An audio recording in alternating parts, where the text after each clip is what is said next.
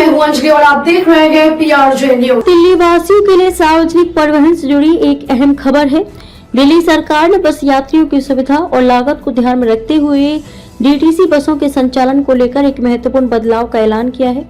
इससे न सिर्फ सरकार की वित्तीय स्थिति को मजबूती मिलेगी बल्कि आम यात्रियों को भी राहत मिलेगी। अब दिल्ली में चलने वाली DTC बसें अपने तय रूट की यात्रा पूरी करने के बाद उसी डिपो में लौटने के बजाय निकटतम डिपो में पार्क की जा सकेंगी। यह बदलाव ईंधन और समय दोनों की बचत करेगा, जिससे संचालन की लागत में कमी आएगी। परिवहन मंत्री डॉक्टर पंकज कुमार सिंह ने शुक्रवार को सचिवालय में विभागीय समीक्षा बैठक के दौरान इस फैसले की जानकारी दी।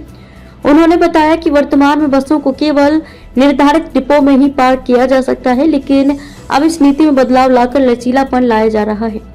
बैठक के दौरान मंत्री ने यह भी निर्देश दिया कि राजधानी में इलेक्ट्रिक बसों की संख्या को तेजी से बढ़ाया जाए। यह न सिर्फ पर्यावरण संरक्षण की दिशा में महत्वपूर्ण कदम है, बल्कि इससे परिचालन व्यय में भी भारी कटौती होगी। देवी नाम की इलेक्ट्रिक बसों को यात्रियों से बहुत सकारात्मक प्रतिक्रिया मिली है। मंत्री ने जानकारी दी कि जून के अंत तक 150 नई बसें शामिल की जाएंगी और वर्ष के अंत तक इनकी कुल संख्या 5000 से अधिक हो जाएगी। DTC को आत्मनिर्भर बनाने के प्रयासों के तहत विज्ञापन से आय बढ़ाने पर विशेष जोर दिया गया है।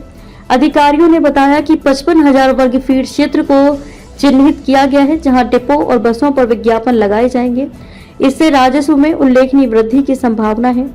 मंत्री ने कहा कि सरकार का लक्ष्य अगले 1 साल के भीतर DTC को लाभ में लाना है और इसके लिए हर संभावित स्रोत से आय बढ़ाना आवश्यक है। बैठक में दिल्ली के अंतिम छोर तक बस कनेक्टिविटी को मजबूत करने पर भी चर्चा हुई। मंत्री ने निर्देश दिया कि नए रूट निर्धारण की प्रक्रिया को शीघ्र पूरा किया जाए, ताकि उन इलाकों में भी लोगों को सुविधा मिल सके जहां अब तक बसें नहीं पहुंचती। इस फैसले से न सिर्फ ऑपरेशन कॉस्ट घटेगी, बल्कि यात्रियों को समय पर और अधिक बसें मिलेंगी। कम किराया, सुगम सफर और इलेक्ट्रिक बसों की सवारी, इन सब के कारण दिल्ली वासियों को अब सफर में अधिक आराम और किफायती विकल्प मिलेंगे।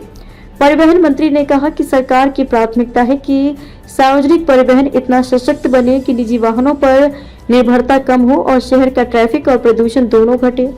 दिल्ली सरकार का यह कदम सार्वजनिक परिवहन के बुनियादी ढांचे को सशक्त करने की दिशा में एक बड़ा और प्रभावशाली निर्णय है।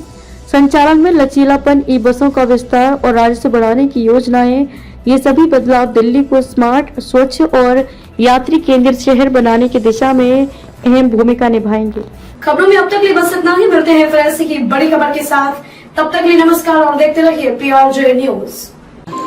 अगर आपको वीडियो पसंद आई हो तो लाइक, कमेंट व शेयर करें और हमारे YouTube चैनल PRJ न्यूज को सब्सक्राइब कर बेल आइकन को प्रेस करें।